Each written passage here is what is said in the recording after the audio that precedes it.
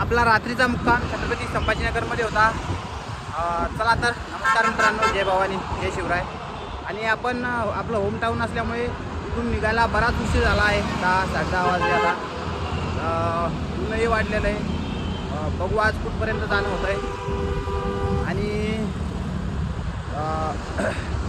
आता थोडंफार मित्रांनी पण बोलवलं, तिकडं सुद्धा जायचं आहे. त्यामुळे बघू आता. चला तर मित्रांनो, आजचा मुक्काम आपला छत्रपती संभाजीनगरमध्ये होता. आता मी संभाजीनगरमधून प्रस्थान करत आहे. आणि पाहू शकता आपले पवन भाऊ आणि अमोल भाऊ, त्यांना कळालं तर ते भेटायला आले होते. आणि त्यांनी मला फळंसुद्धा आणून दिले. उन्हाचा कर असल्यामुळे खरं तर उन्हामध्ये फळं खाल्ले पाहिजेत. खरंच मला आजपर्यंत म्हणजे कोण समोसे खाऊ घातले, काही खाऊ घातलं, पण ते शरीराला थोडंफार अपायकारकही असतं कुठंतरी. पण फळं हे एकदम सेफ असतात. त्याच्यामुळे शरीरामध्ये पाण्याचं प्रमाणसुद्धा चांगलं राहतं. त्याच्यामुळे मला खूप भारी वाटलं. चला आता आपण इथून निघणार आहोत. अमोल भाऊ काही बोलणार आहेत वारीबद्दल? अमोल भाऊ, तुम्हाला खूप खूप शुभेच्छा. माझंच नाव करी आहे. मी अमोल निकस, तो बी अमोल निकस. हां, बोल. तुम्हाला पुढच्या वाटचालीस खूप शुभेच्छा. चला, त्यांनी वारीसाठी खूप खूप शुभेच्छा दिल्या. आणि पवन, तू काय बोलशील? पवनला बोलता येत नाही जास्त, पण ज्यांना बोलता येत नाही ते करून दाखवतात. त्याच्यामुळे पवननं करून दाखवलं. ते खरं तर त्यांनी माझी खूप मदत केलेली आहे. फळं बिळं येते. चला आता आपण अशा प्रकारे इथून निघणार आहोत. धन्यवाद. जय भवानी, जय शिवराय. नमस्कार मित्रांनो, जय भवानी, जय शिवराय.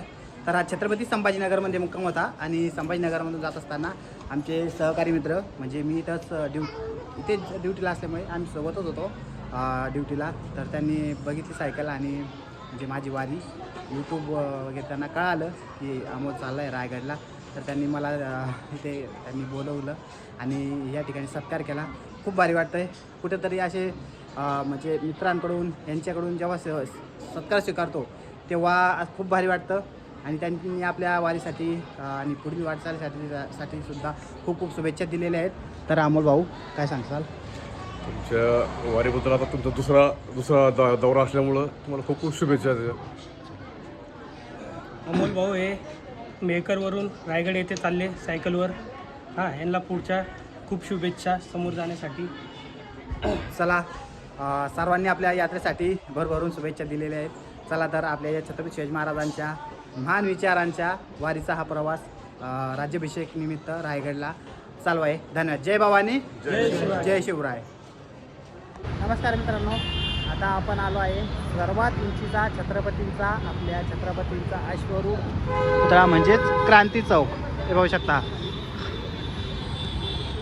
तर आपण आता आपल्या रायगडवाडीच्या पुढच्या दिशेने निघणार आहोत. चला, धन्यवाद.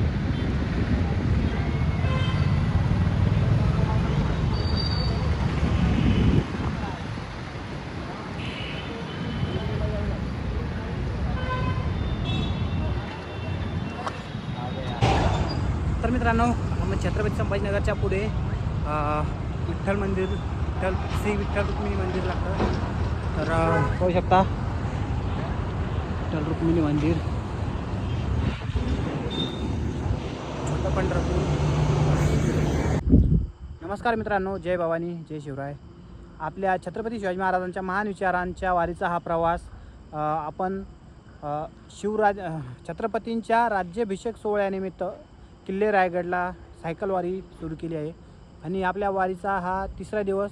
रात्री संभाजीनगरमधून निघलो होतो आणि आज रात्री आपण कायगाव टोका इथे पोहोचलो आहे.